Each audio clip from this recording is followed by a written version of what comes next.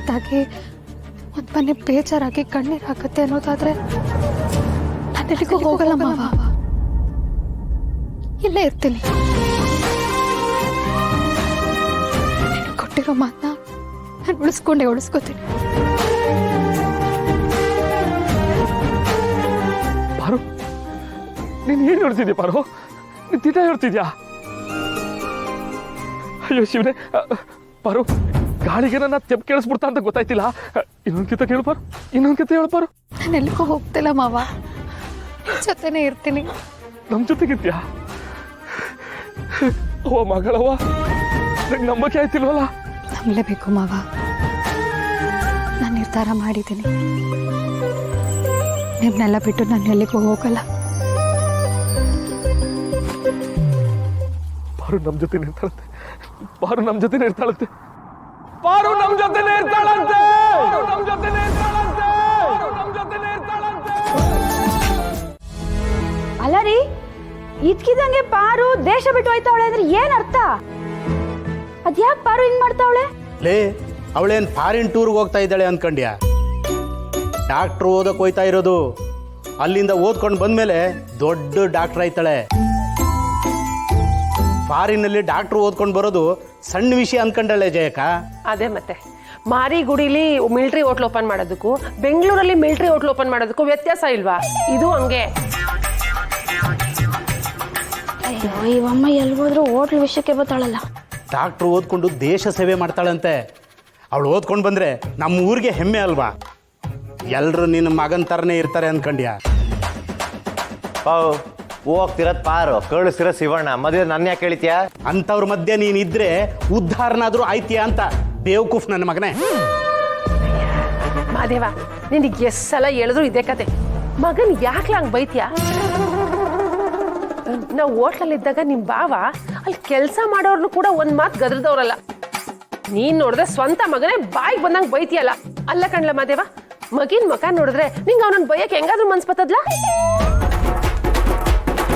ದೇವರಣೆಗೂ ಬೈಬೇಕು ಅಂತ ಅನ್ಸಲ್ಲಕ್ಕ.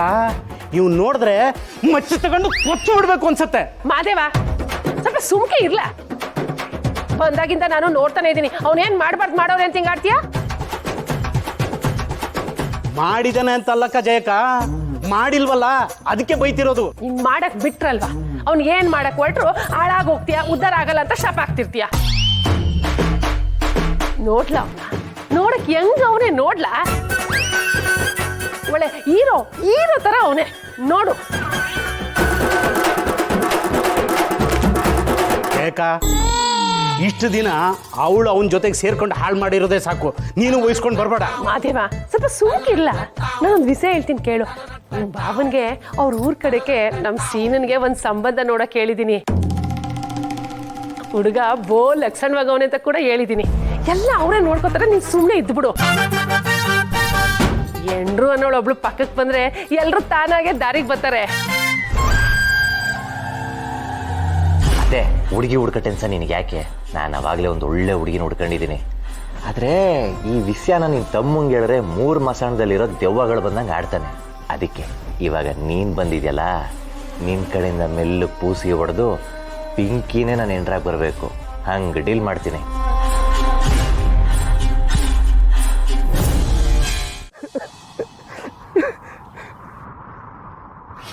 ಪಾರು, ತುಂಬ ಥ್ಯಾಂಕ್ಸ್ ಪಾರು, ತುಂಬ ಥ್ಯಾಂಕ್ಸ್ ಪಾರು. ಮಾವ, ನೀನು ತುಂಬ ಒಳ್ಳೆಯವನು. ಎಷ್ಟು ಒಳ್ಳೆಯವನಂದ್ರೆ ಈ ಜಗತ್ತಲ್ಲಿ ಸ್ವಾರ್ಥ ಇದೆ ಅನ್ನೋದು ನನಗೆ ಗೊತ್ತಿದೆ. ಆದರೆ ನಿನ್ನ ಜಗತ್ತಲ್ಲಿ ಹುಡ್ಕಿದ್ರೂ ಆ ಸ್ವಾರ್ಥ ಸಿಗಲ್ಲ. ಮುಗ್ಧ ಮಾವ, ಇನ್ನಂತವನಿಗೆ ನಾನು ಹೇಗೆ ಮಾವ ಮೋಸ ಮಾಡಲಿ? ನಾನು ಮೋಸ ಹೋಗಿ ಅನುಭವಿಸಿರೋ ನೋವು ನನ್ನಂಥವ್ರಿಗೆ ಮಾತ್ರ ಗೊತ್ತು. ಅಂಥ ಮೋಸನ ನಿನಗೆ ಮಾಡಲ್ಲ ಮಾವ, ನಾನು ಖಂಡಿತ ಮಾಡಲ್ಲ. ಪಾರು, ಕಷ್ಟ ಅನ್ನೋದು ಮಂಜಿನಂಗೆ ಬರ್ತೈತೆ, ಆದರೆ ಕಣ್ಮುಚ್ಚಿ ತೆಗಿಯೋಷ್ಟರಲ್ಲಿ ಅದು ಕರ್ಗೋಯ್ತದೆ ಅಂತಾರಲ್ಲ, ಹಂಗೆ ಏನೇ ಇರಲಿ ನೀವು ಉಳ್ಕೊಂಡ್ಯಲ್ಲ, ನಂಗೆ ಆಟೆ ಸಾಕು, ನಂಗೆ ಆಟೆ ಸಾಕು.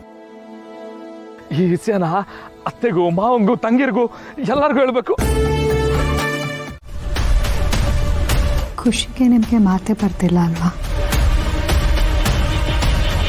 ನನಗೆ ಈಗ 2ನೇ ಸಾಲ ಇಷ್ಟ ಆಯಿತು.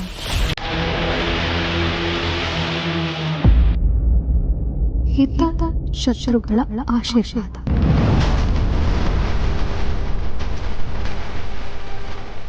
ಅರ್ಥ ಆಯ್ತು ಅನ್ಸುತ್ತೆ.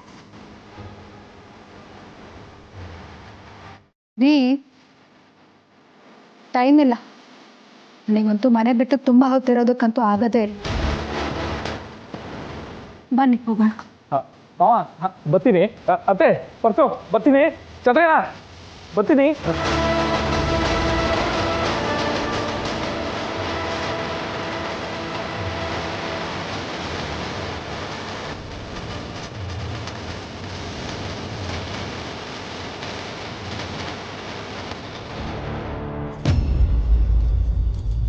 ಈ ಮುಂದೆ ನಿನ್ನ ಸಾರಥಿಯಾಗಿ ನಾನಿರ್ತೀನಿ ಮಾವ.